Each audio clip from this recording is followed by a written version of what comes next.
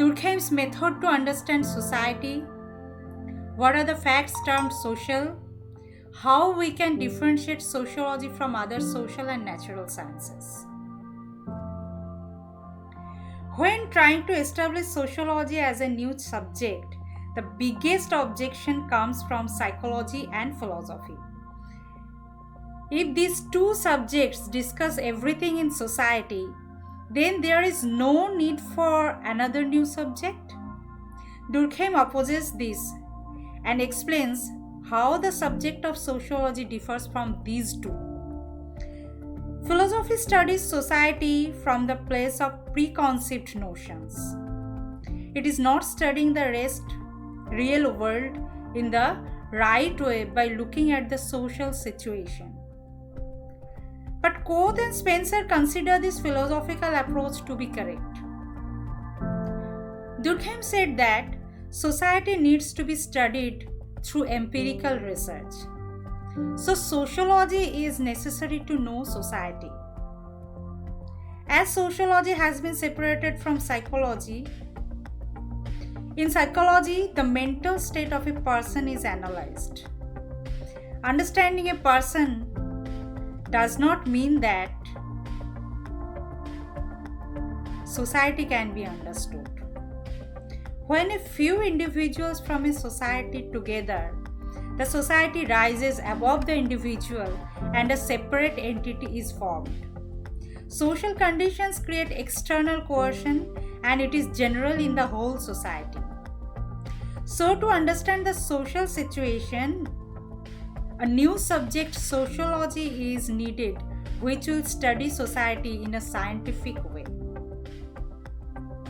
Sociology understands society through the study of social phenomena. That means social fact.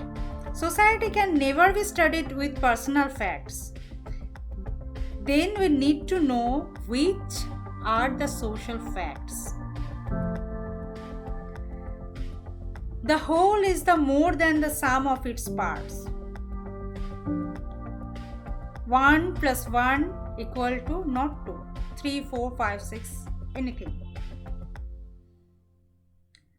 Here opponents can easily ask, when a group of people has formed a team, to think of the team as a something other than a group of individuals is to serve as a real mystery.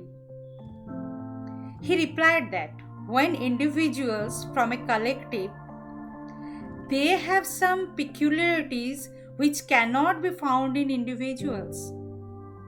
For example, density, cohesion, regulation, birth rate, suicide rate, etc., which are not found in the individuals, always found in the group of the people.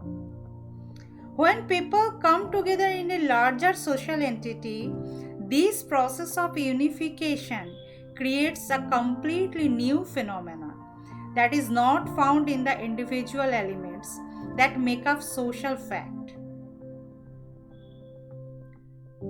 Durkheim called it in Latin sui generis. This is sui generis, meaning unique. So it's not something mysterious or metaphysical. Social facts are a thing. It can be observed and measured. A social fact can only be known by other social fact. Here he draws a comparison from the world of biology that living cells are a combination of many molecules. When these molecules are spatially arranged, we go to a level and see living cells that are completely different from those molecules. Biology, for example, deals with living cells created from the combination of molecules. Sociology studies the new unique social facts which are created by the unification of different individuals. Facts are social facts when the subject creates an external compulsion on the person's thought and behavior. When I perform the duties of a brother or sister, husband or wife and citizen, I have certain obligation by custom, law, etc. Even If it suits my own instinct, it is objective and controlled by my behavior. All actions are external to and independent of me. The way to act, think, and feel in this way is beyond one's consciousness. These social events force coercion on a person's behavior.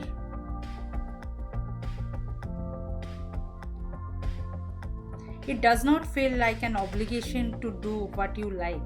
But if you oppose in any way, you can understand how much resistance is being felt. That means it is objective, external to, independent of, and coercive of. The way of acting controlled through our education. Some social events cannot exist without specific social organization. There are some facts that are not in such crystallized form that are called social current. No one is aware of the huge amount of excitement, anger, and sadness that is generated in public gathering. But for some reason, the resistance can be felt. Durkheim stated that there are two types of social facts: social structure, culture, norms, values, etc. For example, suicide, religion, marriage. These are the examples of social fact. Durkheim stated that there are two types of social fact: material and non-material. Non-material fact cannot be observed directly. It's only indirectly observable. Material fact can directly observable. Material facts are morphological. Non-material facts are like morality, collective conscience, collective representation, social currents, etc. The material social facts are manifestation of some greater moral power. They are objective social phenomena, and these are possible in direct observations. Social fact can be studied through rule of observation, rules of classification, rules of distinction, and rule of explanation. Rule of observation means directly observable or indirectly observable. Rule of classification, it's material fact and non-material fact. Rule of distinction, it's a normal fact or pathological fact. That means non-functional to society. Durkheim is a functionalist. Rule of explanation, that means we can explain the social fact. So these are the scientific methods we can apply to study the social fact. So the scientific methods can be used to study the social fact. Social fact is the subject matter of sociology. It is proved now by Durkheim. Thank you.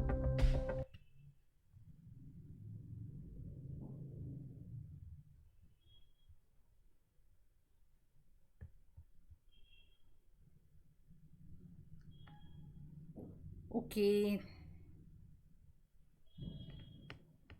I've missed something. These are the questions. What is social fact? How to study social facts? Why is sociology distinctive discipline from psychology and philosophy? Why Durkheim compared social sciences to biology? These are the questions you can be asked from this piece. References. The Rules of Sociological Method, written by Durkheim in 1958, and Sociological Theory, written by George Ridger, who made some comments on Durkheim's social fact.